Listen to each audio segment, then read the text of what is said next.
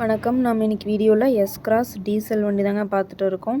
இதோட மாடல் பார்த்துட்டிங்கன்னா 2016 model 3 owner கண்டிஷனில் இருக்குதுங்க. கிலோமீட்டர் பார்த்துட்டிங்கன்னா 98,000 கிலோமீட்டர் ஓடி இருக்குதுங்க.